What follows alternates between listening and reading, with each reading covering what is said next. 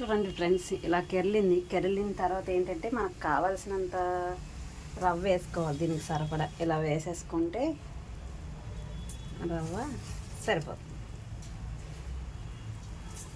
Okay, అదేంటంటే మీకు ఆ ఎసరికి తగ్గట్టు వేసుకోవాలి రవ్వ.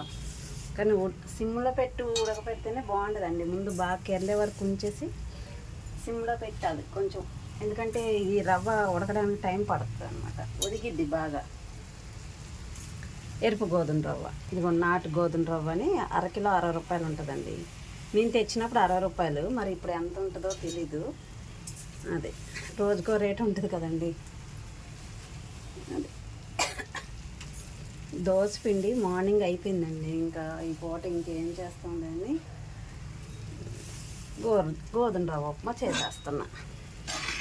దీంట్లో ఏంటంటే ఫస్ట్ మనం గోధుమ రవ్వ ఇది వేపుకోవాలండి. ముందు వేపుకుంటే కొంచెం పచ్చివాసన పోద్ది. తర్వాత ఏంటంటే దీంట్లో పల్లీలు, పచ్చిమిర్చి, ఎండుమిర్చి, పోపులు, అల్లము, ఆయిల్ వేసి వేపిన తర్వాత ఆయిల్ వేసి పోపు పెట్టేసి తర్వాత వాటర్ 4 గ్లాసులు వాటర్ పోసి ఎసరు కాగనిచ్చి అప్పుడు ఈ రవ్వ వేయాలి.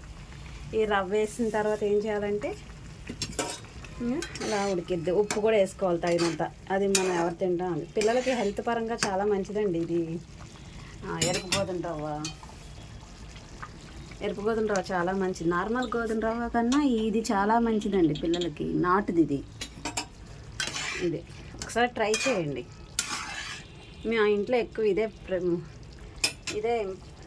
ఇదే తింటామండి. మా ఇంట్లో ఇదే. చూడండి ఎలా ఉడికి ఇలా మూత పెట్టేసి అదే ఉడికిపోద్ది. Okay friends, boy friends.